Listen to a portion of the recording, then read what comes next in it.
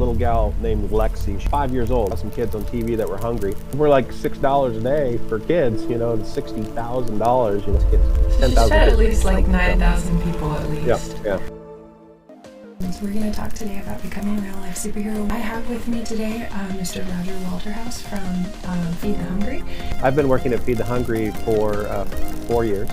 And I actually came into Feed the Hungry from a position of being a youth pastor here in northern Indiana. And just a lot of the mission trips and things that we used to take our kids on. And we were involved with a lot of feeding programs. That's how I actually got introduced to Feed the Hungry.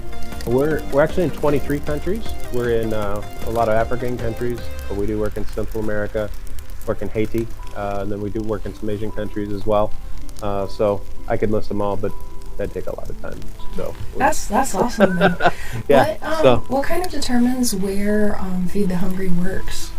Yeah. Like, so a lot of it usually with local partners, or what's kind of the it's a great question. There? So we actually work on two different sides of things. We have domestic programs as well. So we work here in the United States with food banks and like inner city missions and things like that. So we provide a lot of food for them. Have a warehouse at our corporate headquarters in South Bend, Indiana. And so we ship a lot of food to those different organizations. And then internationally, we work all with local partners. We don't establish anything like super formal where we, you know, plant a giant flag that says Feed the Hungry on it and says this is ours. But instead we work with local church leaders, work with local governments, schools, a lot of schools that we work with. And so we have, each country has a program director, and then we coordinate everything through those program directors with their own local staff. One of the big questions we're going to talk about today is, if you don't have a lot of money yourself, how can you still help people who have less than you? Obviously, I want you to be taken care of. At the same time, there are ways to make our own resources stretch. So back when I was in medical school, at that time I could only afford to sponsor one or two children. It was a different charity. I was eating out of the trash, but there were still ways to manage things. So we're going to talk about how you can help the hungry without going hungry yourself. Yeah, that's such one of those challenges that you always kind of are trying to navigate. First of all, as many problems we have here in the United States, we still live in one of the most prosperous and generous nations that has ever existed. And that being the case, we have an incredible advantage to be able to help those. And it obviously starts by just looking around our own neighborhoods, like who can we help? And you know, I'm one to say food is a pretty critical, important piece in our lives, but it really comes from a heart of compassion. And that's where it starts. So it doesn't start on our plate, it starts in our heart, it starts in our mind, what we think about. And so that's really critical. And we have to have that attitude of, I'm always in a position that I'm actually a little better than somebody else. And so how can I help those that are underneath me? How can I help those that are least fortunate? And so again, that's an attitude that we need to have. How we always need to have our eyes open. How can we help that out? So that, you know, that goes to just keeping our eyes open when we're doing our own grocery shopping, or when we're traveling around and seeing somebody who's actually asking for money and trying to figure out, like, are they for real? Do they really need that? All the way to, you know, how can I donate to organizations like Feed the Hungry and helping along that way. So, you know, it begins with an attitude. Great thing about attitudes is they're free. It doesn't cost us anything to have a good attitude. Not one bit at all. And so we need to keep our eyes open. You know, where can we help? How can we help? And it may be just a matter of, you know, giving what we can give. Got extra dollar laying around, or maybe if we're in a better financial position where we can support like a monthly donation or something like that for organizations like ourselves. I think, again, it's just so critical for us to have our eyes open. Where can we help? How can we help each other? You know, I think most of us like to think that we're pretty decent human beings. And I think one of the characteristics of a decent human being is the huge compassion that we need to have for other people. Yeah. And, you know, I think about somewhere in the world is the most needy person. Somewhere in the world is the most needy person. And so, like, let's keep our eyes open for that. You know, let's keep our eyes open for that. Maybe it's an orphan in Africa, or maybe it's the old guy that lives next door to you. Yeah. But there's always a need if we look hard enough to find it. I want to address what you mentioned, talking about like looking in your neighborhood. I think with a lot of people, especially in American and European climates, there's a lot of fear and suspicion of each other. A lot of times you do have the people being like, oh, well, they probably don't deserve it, they're just going to use it on drugs. Even the little old man, like, down the street, like, oh, he's probably old and racist, you know. It's very easy to judge people who are in bad situations. Do you have any tips for how to be safe but still circumvent that internal judgment and be able to reach out to people? I know when I used to do homeless ministry, there was a time we needed to transport somebody to go get medical care, and he was a known drug addict. You know, at the same time, he was like a human being who needs help and needs medical care. So we had somebody sit directly behind him in the car to just like protect the driver. So on a practical level, I know you mentioned that you travel to a lot of different countries, some of which Americans, Europeans might consider like dangerous. What are like ways that you can be confident and be safe, but not limit care to other people using the excuse of fear and safety? I think the big thing is there is an innate fear within us that we might somehow be taken advantage of. And there's this wrong mentality that we get that somehow I deserve to have what I've got in my pocket. I deserve what I have in my home. I deserve that. I've worked hard for that. And so I'm not going to let somebody take advantage of me. And the reality is we got to flip that on its head. And you know, I do work hard for what I have, and I enjoy the benefits of my hard work. But at the same time, I have to realize that I've been in that position not to just gather more for myself, but I'm in that position because, and I come from a faith background, I believe that God has positioned me in that position to help other people. And there's some terrible things that happen in the world. And if those things are going to change, it takes a lot of good people to stand up and say, let's take care of that. And it can be easy to just rationalize it and say, again, I don't want to be taken advantage of. But the reality is I would rather err on the side of this person may have a legitimate need. And if they do, who's going to take care of that, rather than just assuming, well, somebody else would take care of that, or it's not my problem, or I've worked too hard for my resources that I want to give that away. I would rather err on the side of kindness. Rather accidentally help one guilty person than not feed and let starve one innocent person. Not helping somebody that really needs it. Yeah, absolutely. If I get taken advantage of, it might make me a little upset or angry or whatever, but really, what does it do to me? You know, I give somebody a $5 bill and they've told me that they're going to go fill their car up with gas, but they go buy cigarettes instead. I'm out $5, right? But if they really do need gas so they can continue on their journey to go see their, dying grandmother or whatever they say they're doing, I would much rather, again, err on that as a mistake rather than miss an opportunity to really do something kind for somebody.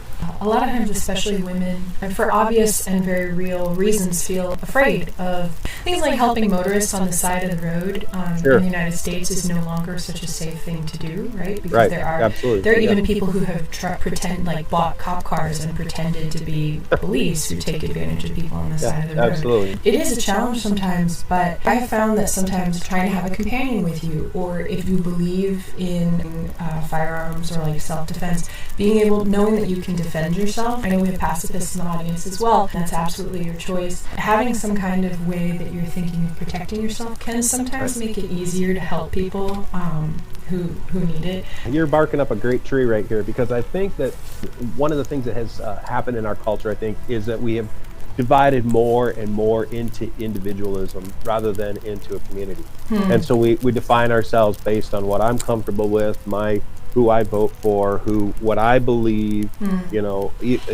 many people based on the color of their skin or the place where they've grown up or whatever. I mean, there's all kinds of things that separate us. And the way that our culture is driving us to just be like so dependent upon us as an individual. And it really, for those of us that do recognize that, we need to find groups of people like ourselves to be compassionate with. And I like what you said, like, let's gather around. There is something really exciting about being a part of not just the feeling that I get by giving as an individual, but being a part of something that is so big, that's making a huge difference. Again, can one individual stop world hunger? No, absolutely not. Elon Musk maybe can, but the rest of us... Yeah, there's some people that could write checks and make a big dent in it, but the reality is that they aren't, because of their own selfishness, you know. So those of us, again, that have a little bit of a different perspective on things, let's rally, let's gather around. Can 100 people make a difference in all of world hunger? No, but they can make a whole lot more difference than what one person can. And in their neighborhood, 100 people can make a huge difference. Absolutely. Think about what a city could do if 1,000 people decided they would go, and I know there's many cities that do this, but what a difference it makes. And there is safety then in that numbers. That you take a lot less risk if you can spread the risk out over 100 people rather than just taking all the risk upon yourself. Exactly. Whether that's your safety or your finances or whatever it is. So my challenge is find some people of like mind who are equally interested in doing great things, gather together and do those great things together. You know, that's what's so cool about Feed the Hungry, is that we just don't do it all ourselves. You know, it's not like we have a big sugar daddy somewhere who's just, you know, shoveling piles and piles of money our way to just do nice things. We have a huge donor base that trusts us with their finances. We keep them informed with all kinds of good stories and information and up to date. We're very, very good about how we use our finances. For every dollar that comes in to Feed the Hungry, 93 cents of that dollar is going directly back into our benefits program. So they obviously have to pay us, and you know, we have a building that we rent, and we have to buy staples and tape and things like that. So there is that responsibility, but 93 cents of that goes back into our feeding programs. And so that's exciting. That's so a lot higher than a lot of charities. I think you also are rated very highly on Charity Navigator. Yep. Charity Navigator is the one that kind of oversees all of that, and we're at their highest rating. So we feel good about that. But that's just who we are. Which I'm not going to continue to pat ourselves on the back about that. It's our obligation. You know, there are some corporations and charities that are at every dollar that comes in, they're spending 20 cents. Yeah. Which is disgusting, I think. And their presidents live in giant houses and drive really fancy cars.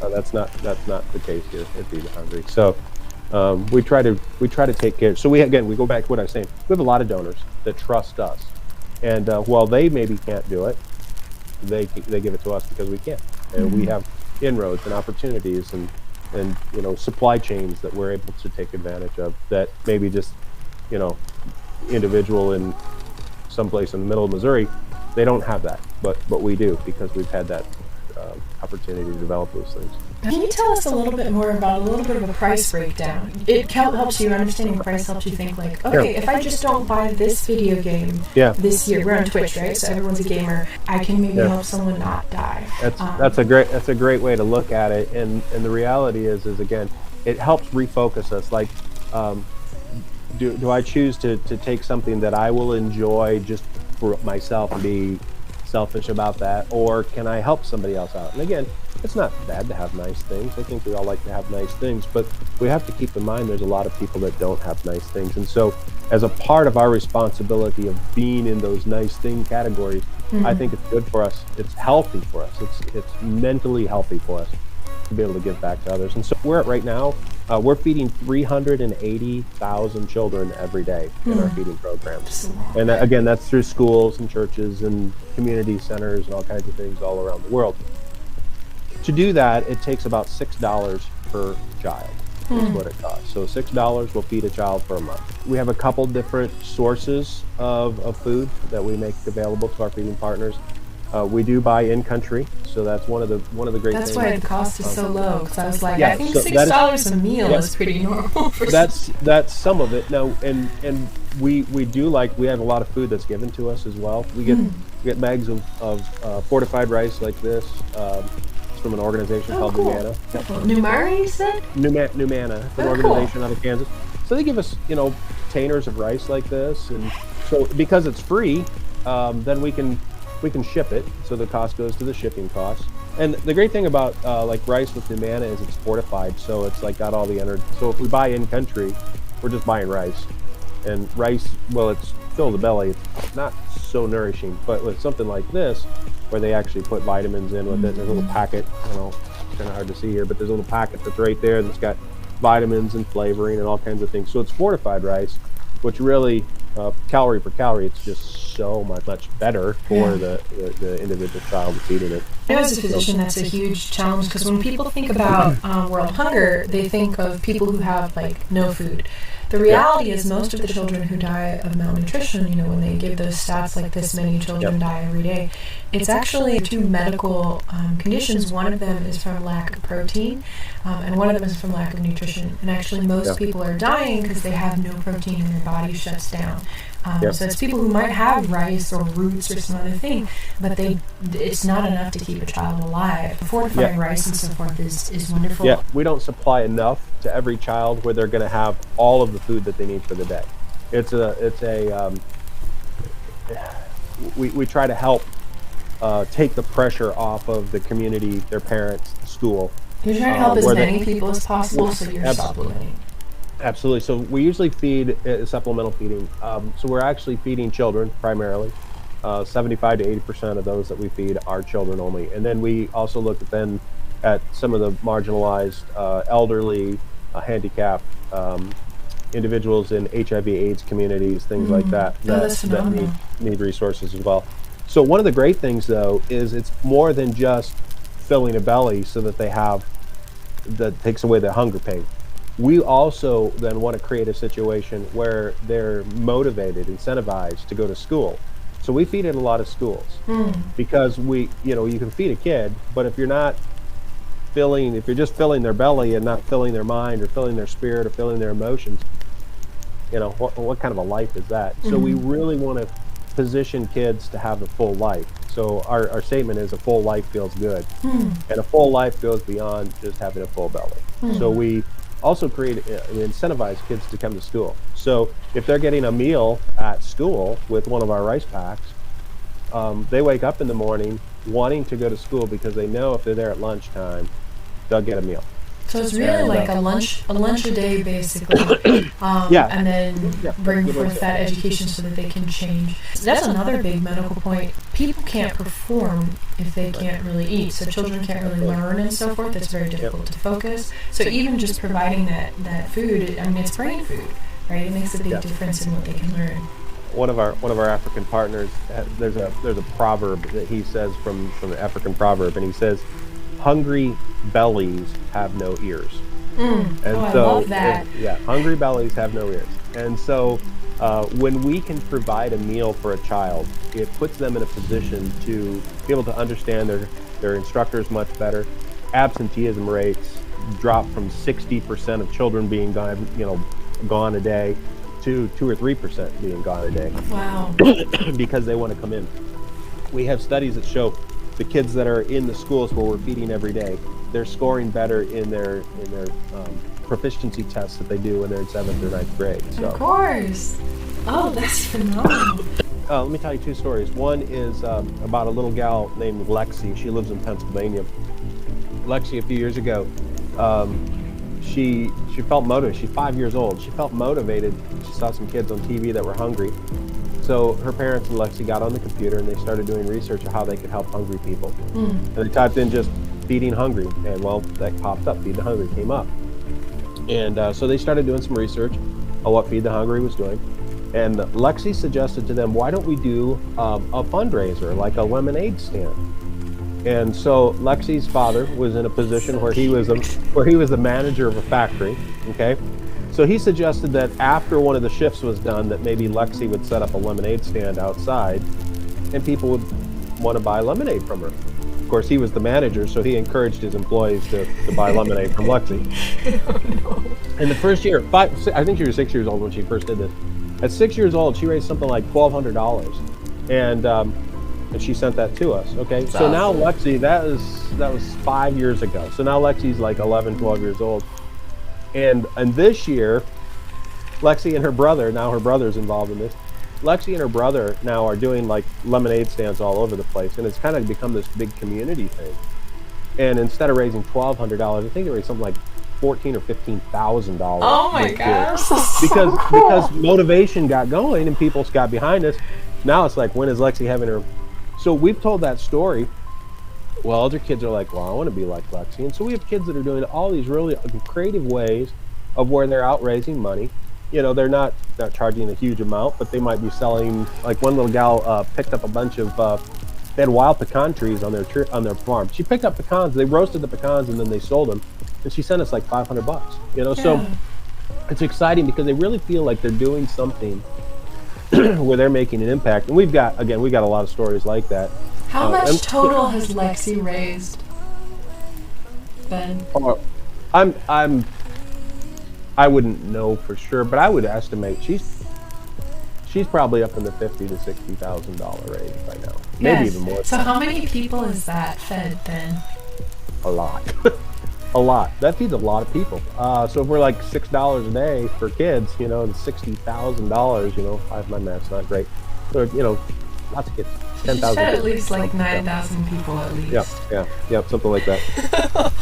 That's awesome. Yeah, so that's exciting for us to hear about people. That's my title for YouTube: the 11-year-old who fed 9,000 people. The other side, though, as far as like who's receiving the meals, we hear so many stories. I think one of my favorite stories. I was in Zambia earlier this year. And we try to get in country as much as we can. COVID has been very restrictive of that. But yes, of course. We try to get in, and we don't go in to mess things up and say, this is the way you have to do this. But instead, we come in as a support. How can we help you do your job better? What can we offer? How can we help you tweak things? That's so important, avoiding the cultural imperialism, paternalism. Absolutely. We want to stay away from all of that. Now, we recognize we're in a great advantage and an incredible position here in the United States. We've got the resources. How can we help you do this? But you need to do it your way and not our way. Yeah. So we're walking in Zambia. We're walking up this little mountain trail up to this little village. We were going to go visit this place. And as we walked along, this man saw that I had a Feed the Hungry shirt on. It said Feed the Hungry on my shirt that I was wearing. Yes. And he came over. He fell at my knees. He wrapped his arms around me. He started crying. He said, "You've saved my family's life. You saved my family's life." And we started hearing the story. They had a drought in Zambia, and their family had gone weeks without a consistent meal. They were just whatever they could do to get along. And Joseph had 4 children, and he normally had done fairly well for himself, but this drought just was relentless. And about that time that they were kind of giving up hope, our Feed the Hungry directors there came alongside, found out the position their family was in, and they gave them a pretty good amount of one of our rice meals that we send out. And he said that not only got us through, but he said, and he kind of pointed in, when we got to his house, he pointed into they had a little bit stockpiled away. And he said, if it ever happens again, we'll have this resource available to us. Yes. And so that's probably the most, I would say the most kind of up-to-date story that I had heard. That had happened just like weeks before that they had that and received those meals. So those are the kinds of things that we hear. We hear a lot of stories about kids that are able to stay in school. We hear a lot about child-headed houses where mom and dad have died because of violence, or they died because of HIV or because of AIDS, and the parents are gone. So now the 13-year-old kid is left with raising his 6-year-old and 7-year-old brother or something. We hear a lot of those stories. Those are called child-headed homes. It's pretty common in much of Africa. And we're able to position ourselves to help those families leverage the donations that we've received to help those families navigate what they're going through. So yes, of all course. kinds. Oh, that's awesome. Lots of stories. You mentioned earlier that it's really helpful for your mental health, really, to be thinking about how to give to others. So on this channel, we talk a lot about mental health and using the principles in logotherapy from Dr. Viktor Frankl, who was a concentration camp survivor who went on to develop this theory that having a purpose helps you to survive horrible situations. So those of us who have severe medical imbalances, it can be very difficult to just be alive. When I was deployed to Korea, I was in a particularly dark place. I was a sexual assault medical forensic examiner, and I was seeing a lot of injustice, and I also have a number of neurological imbalances that were slowly killing me. One night that I was awake in the middle of the night, I was thinking about death and just wrestling with not killing myself. And I got a phone call that helped save my life, and it was because Feed the Hungry is located in the U.S. and I was in Korea. You all called me in the middle of your day. It was my night. And called because you do donor check-ins sometimes we do. for Sure, certain things. Yep. And you called to ask if there was anything to pray for and to talk about Feed the Hungry. And at that time, I was so low. I really felt worthless because I wasn't able to, seeing all the I'm in the military part of a Fort Hood unit, and seeing all the people, women and men, victims who were never going to get any justice, I felt so useless. I felt like, why am I even alive if I can't help these people? I can't fix anything. I felt so overwhelmed. And having seen a number of deaths also from previous work as a physician, just felt like, I'm so useless. There's really no point because everyone's going to die anyway. Everyone's just going to rape each other anyway. There's really no point in me being here. And getting a call from Feed the Hungry that, like, you fed this many people this month, or you've been able to do that, it was like, I have a reason to still be alive. Because it was like, as long as I'm collecting a paycheck, I'm still, even if these things, like, are too big for me, even if, I can't deal with this huge, terrible, corrupt system that I can't fix anything. Just having, a little bit to give, it can help somebody. And that literally helped to save my life, because it was the realization that you can't die. If you die, you're going to screw over these people that you're supporting every month. And the more people you help, the harder it is to die, because you can't anymore. So it's incredibly neuroprotective. And that's actually a factor that we evaluate when we're evaluating somebody for mental health admission and so forth. What are their protective factors? So the point you make, like, I know very emotionally that is true. That, like, giving keeps you alive. Really. So I thank you for the work that you do, and I'm really glad you do donor check-ins, because that really helped me that night.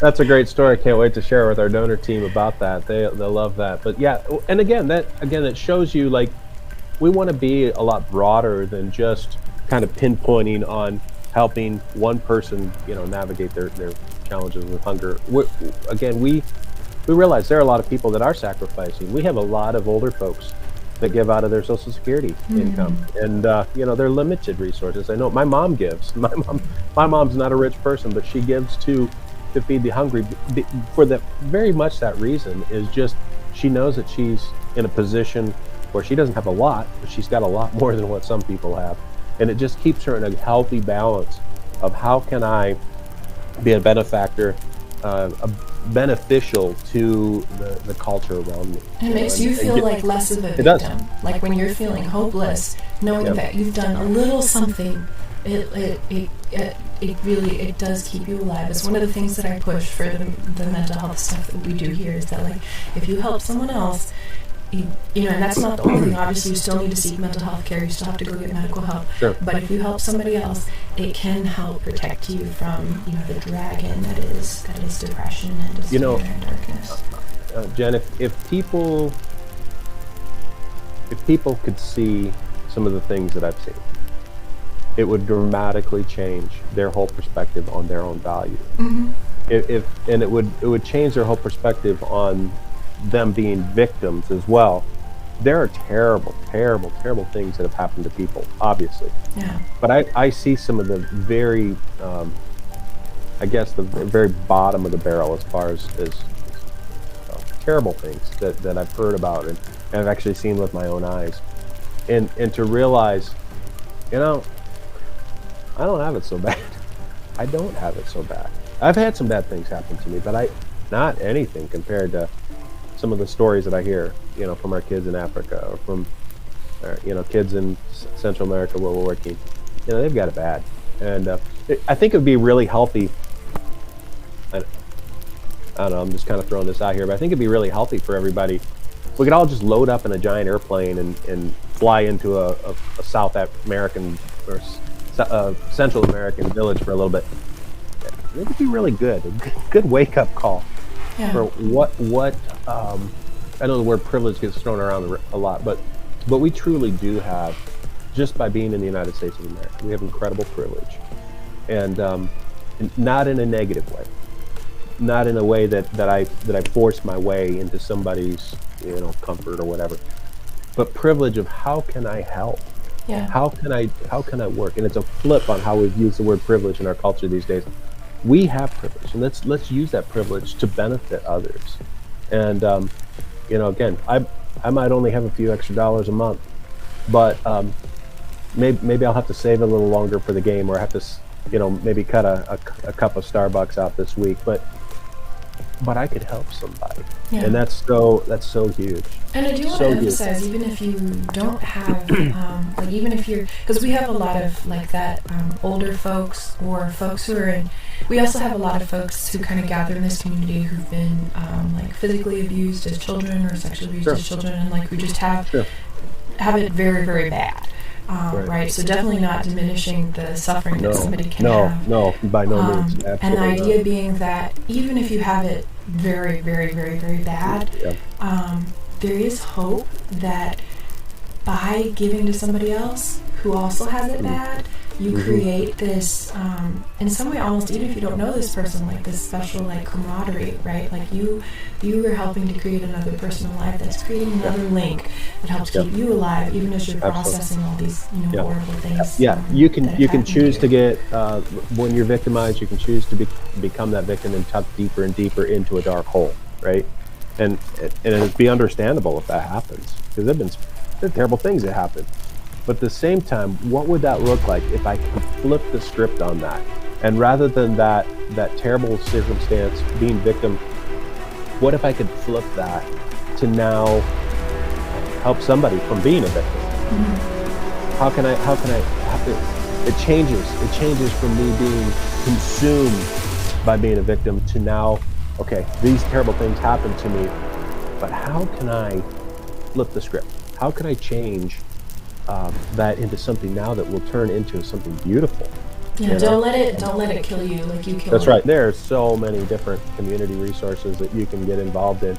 I remember as a kid, one of my formative experiences as a kid was when we went. I was a part of a group that went up to an inner city mission in Chicago, and we fed homeless people. And I remember that was something.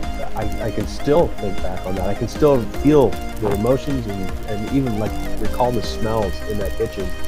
And because it made such a huge impact, there are so many opportunities to give back. There really are. And as far as Feed the Hungry is concerned, we're all feedthehungry.org is our website.